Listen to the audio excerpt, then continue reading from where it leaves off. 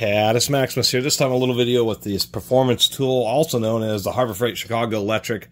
They're old school style 3/8 right angle drill. This is a very cheesy one, 1500 RPM at 3.2 amps. Actually, I still think that some O'Reilly's Auto Parts still have some of these old school ones in stock. These are not like the Milwaukee ones, which are more compact and better built. Even Harbor Freight, once again, they discontinued the Chicago Electric version and replaced it with a, I think like a $50 Bauer version, which is better built. And it is a higher quality unit. This is variable speed. Doesn't sound super nice.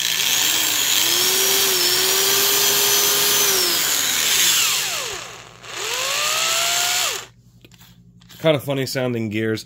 I couldn't find the right size chuck key, so I got one that was close enough. At least I'll be able to test it out with a 1-inch spade bit here.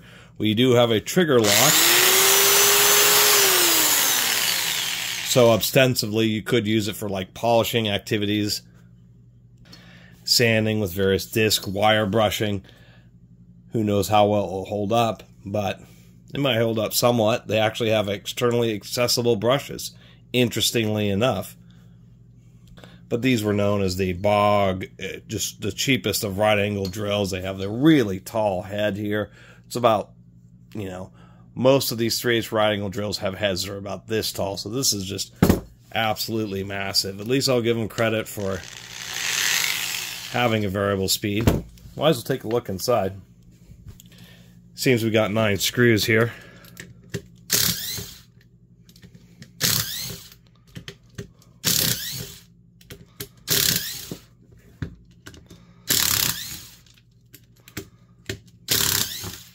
This is great for getting screws out, but I still run screws in by hand so I don't strip out the plastic.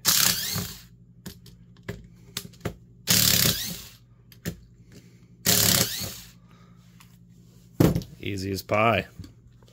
Let's get a little more zoom in here. Really appreciate everybody who's been watching the channel and commenting and even occasionally subscribing. Why does this not want to come apart? Let me get a screwdriver. Here we are. It actually had a kind of a tight fit, and we do have a wire for the brush that's on this side of the case half, and it was conveniently smashed. Give them a touch of credit here. Surprisingly enough, we do have ball bearings on both sides of the motor. It goes into a shaft. There is a ball bearing up here, and then there's actually a little internal cast gearbox. Give them credit, it's a little better than I thought it would be. It's not a sealed bearing. I do see welded contacts on the motor and a little bit of jute winding, which is pretty interesting. So the shaft plugs into a little socket here, so it actually allows for a little bit of end play. So I bet this we can just finagle out of here. This one wire, the way the brush is connected, this other case half kind of makes this whole thing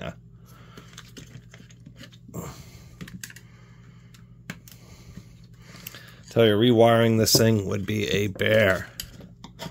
That's for sure. So there you go, that pops out. We indeed do have a ball bearing up there.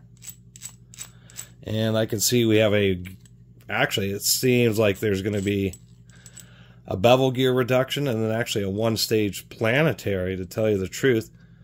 I don't know why there's some grease on the outside of it. Let's take a look in here. I'm actually pretty surprised, almost impossibly. It actually is all ball bearing construction. It's not particularly high grades, but we have 2 on the motor. 1 on the input shaft here is 3, 4, and 5, even a large bearing down there. That is even a spiral cut bevel gear. Not the highest grade of steel, I'm sure. But nonetheless, what we can see here is that upper gear is moving a lot slower than the spindle itself. So we do indeed have a reduction. There's our little spiral bevel gear. Pop this out of the case. There's some little dog teeth in there. That's what's locking down this ring gear. And this whole stack, actually I think this just, that is actually inset in there. I'm trying to figure out exactly how they, see, you can see how the counteraction is on the ring gear. I'm trying to figure out how they got this in there. There must be a sixth bearing, an internal bearing here that this gear is pressed into. See, the reduction gears are way down here. They are steel. There's 3 of them. And then there's this extra space here. And so this must be, there must be another bearing, once again, that this is pressed into. And at the bottom of this, there's actually a stub, which would make this a very special gear, because it has a small stub with regular straight cut spur gear to interact with this little planetary. And then on the top of it, it has this helical gear. So that would be a pretty expensive part. That explains why it's so tall, is because of the way they have this gearing. Technically, it's not a bad gearbox. Those planetaries there are really strong. These have a ton of surface area. And it's just kind of interesting how they have this nested. Which also means it would be difficult to take apart, because this top end, this tip here, is part of the gear. So you can't press on that with just a normal puller. You have to get a guillotine type bearing separator and go in between this body and the gear to pop it up in order to actually separate it. It's an interesting design. Never seen that where they had a ball bearing supported input gear on a planetary transmission. Super simple little setup though. And we'll just pop all this back in there, get that aligned like so. Actually, I have that in the wrong case half. Maybe I should put it in the correct case half here.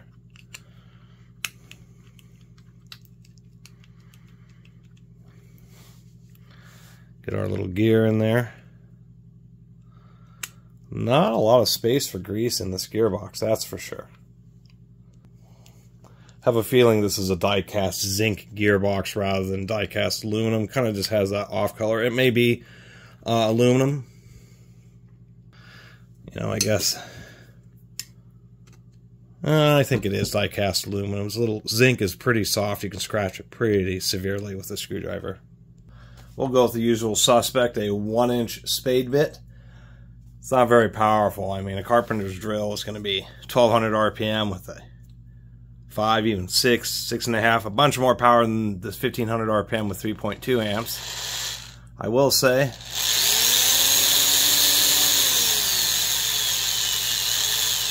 the chuck does appear to run true, even though it's a cheesy chuck. We'll see. A 1-inch spade bit isn't asking that much. Should be easy to control. We got a nice long handle here.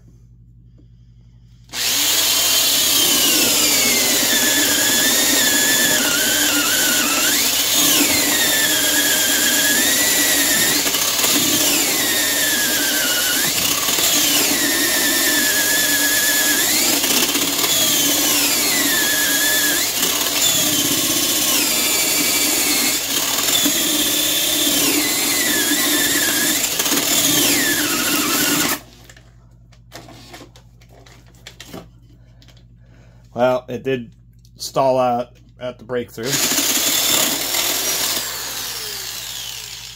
which makes sense. Actually had plenty of power to do that. May even be a little bit underrated for its claimed 3.2 amps, because it actually ran that bit just fine.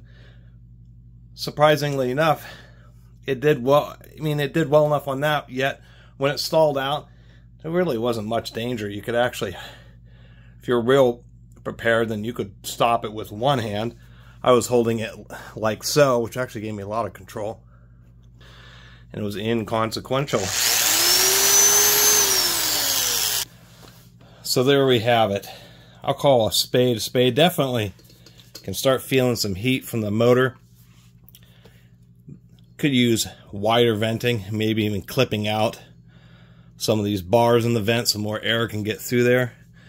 You can call a spade, or I'm going to call a spade a spade. It's as far as overall build quality. It has 6 ball bearings in it, helical cut bevel gears, and an interesting aspect of the final reduction stage being a planetary, which ought to hold up well, to tell you the truth. It's the highest stress area. Biggest issues with these, cheap chuck, and the airflow. Probably what a lot of the negatives people have had is just simply running them hard. It's a little 3.2 amp motor. Running them hard generates a lot of heat, and they're probably, a lot of these have just gotten burned up from just being overloaded, you know, not so much from it getting stuck like I did at the end of that hole, but just doing repeated hole after hole after hole, or using it as like sanding and polishing, and holding it, you know, using two hands and holding it to where you end up blocking a lot of the vents, particularly this way. It ends up frying the motor. Other than that, I mean, if you're careful and you don't cover the vents, I suppose it does move enough air, but that's like really where it's designed for.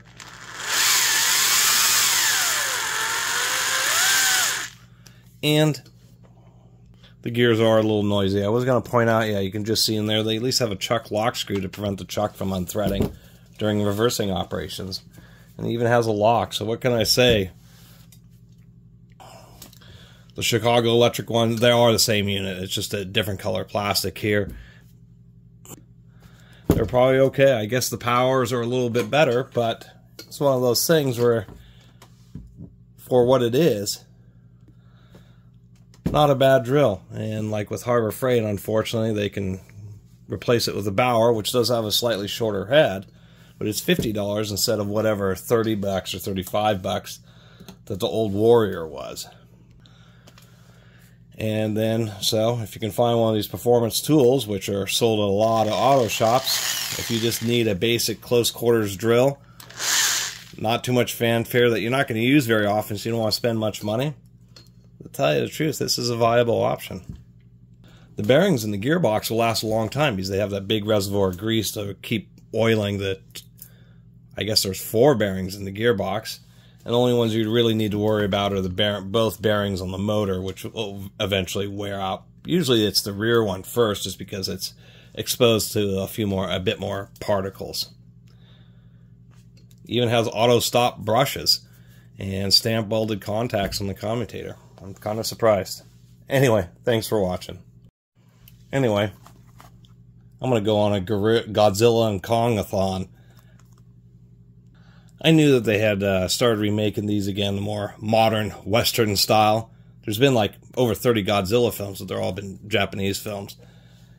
Kind of sequestered myself, not got them in all in 4K. Heard Kong Skull Island's actually not that bad. We'll give them a shot.